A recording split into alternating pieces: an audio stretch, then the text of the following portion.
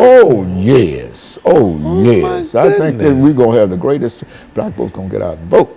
I think, and I think all the people who have felt disenfranchised Gonna get out and gonna vote. get out and vote. Lord, and that benefits the Democratic yeah, Party. that will benefit the Democratic Party. I just don't see any place where folks are going to stay at home. I mean, this thing has gotten too hot. Oh, yeah, for folks. it has. So you got to say something one way or the other. You know, that's what I told my got- son. I said, nah, and my grandson. I said, now y'all, you tell your folks y'all got to get out and vote. I don't care who you vote for. But one you gotta other vote. thing we need to deal with, I think, is to the extent to which the third party, the Libertarian Party, with Johnson, Yeah. the extent to which he's ciphering Off off some vote. black votes. That's right. That's right. Yeah, yeah. But I think Miss Clinton's going to win this thing. Yeah, I'm so. That's what all of the folks that I hear on television, MSNBC, CNN, And Wall Street Journal, Huffington Post, they all show a victory. Yeah, and I'm just praying that.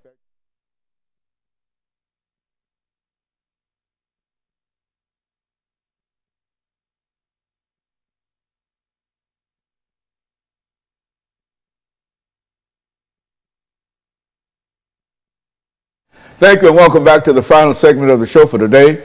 We're talking to Dr. LBaldwin, and he's giving us some information in reference to African Americans and the election of 2016. And of course, Dr. Baldwin, let's during this last segment, let's take the opportunity to deal with some issues that you believe to be important in this election, so that we can sort of end this particular segment, given some directions in terms of what people can do and what we ought to do. I think this election is important, first of all, because we need to assure the preservation of the Obama legacy.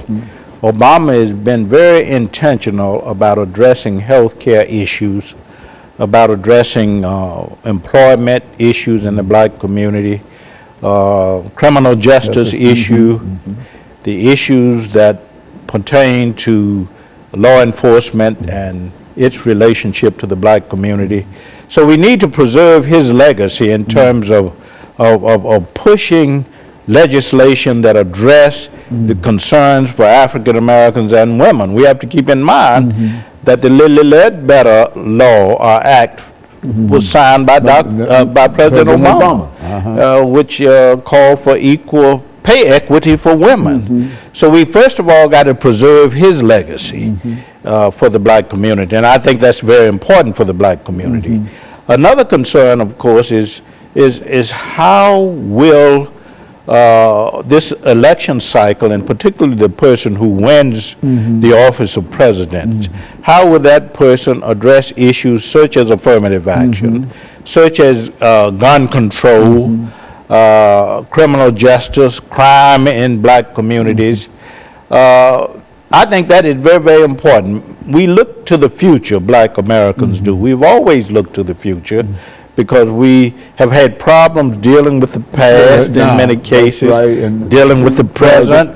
We look to a future with hope. Things have to get better. Yeah, things have to get better. So we have a more hopeful view when it comes to the future. And I think black Americans today are looking for someone who will build on the Obama legacy. And I think most black American studies show that 87% of blacks at least will vote for the Democratic candidate. And I think that most black Americans feel that the Democratic candidate, who happens to be Hillary Clinton, represents a better prospects, a better choice for the future in terms of how our own platform in the black community will be advanced, not only in terms of the preservation of the Obama legacy, but building on that legacy in terms of what? Creating more jobs.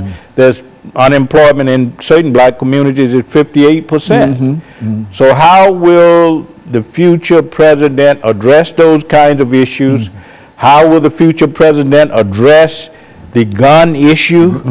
Hillary Clinton has talked about gun control.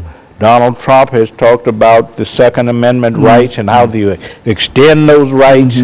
So I think, you know, we have to look at that because that's very, very important, because crime, particularly black-on-black crime, has reached epidemic proportions in places like Chicago and New Orleans and Philadelphia. So we have to be very concerned about the candidate who wins and how that candidate will promote our agenda as it relates not only to education and jobs and the Supreme Court and the Supreme Court, very important. Yes, very important. Pay equity, voting rights, affirmative action. I think these are the concerns that black people bring to the ballot as they vote for our president on November 8th.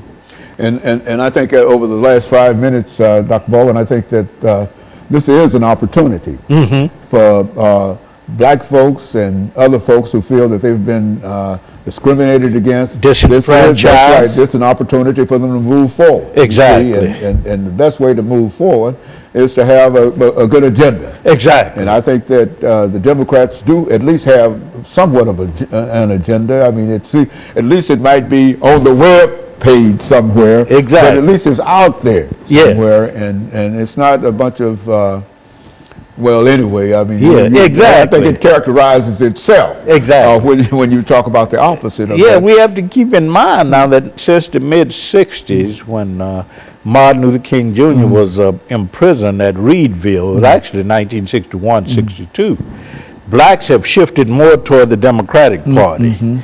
And they've shifted more toward the Democratic Party because they perceive the Democratic Party as being more in line with the kinds of concerns that they have, particularly as they relate to civil rights, affirmative action, the right to vote, etc.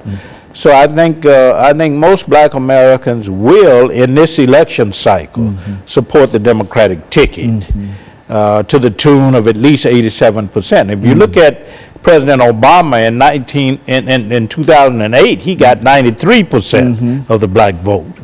In 2012, he got 95%. I don't think that the Democratic candidate would reach that. But I think the Democratic candidate will at least receive 85 to 87% of the black vote. Yeah, and I think that that's a very, very important statistic because it indicates that we can be very, very optimistic in terms. And I do believe, I know people have been somewhat pessimistic in reference to the participation of Africans in this particular election, but I feel a shutout coming up. Exactly. You know, and sometimes I wake up at night in cold sweat, thinking that perhaps I might have to start looking for a Canadian route somewhere. Exactly. No, but seriously, I think that it is a real problem in terms of how we perceive ourselves and the threats. Yes, but so much is happening in terms of trying to discourage turnout. We see that I think on both sides to some extent, and particularly on the Republican side. This whole idea that the election will be rigged. Yes. And I personally don't subscribe to that thinking. I don't think many people. Yeah, I think we have in the United States, in this country, one of the most sophisticated systems of voting, electoral politics, and I think that there's a lot of integrity there. So I don't subscribe to the arguments of those who think that the election will be rigged. But I do think that people of all races, of all ethnic backgrounds, nationalities, religious backgrounds will go to the polls and will vote their conscience. So I expect a lot of integrity as it relates to the electoral process. I don't expect anybody's going to be trying to cast 2 votes. Exactly. I often say that it's hard to get many of us to cast 1 vote. Exactly. I doubt very seriously you're going to get anybody to cast 2 votes. Go down there twice. Yes, I think I think it would be an election characterized by integrity, and I think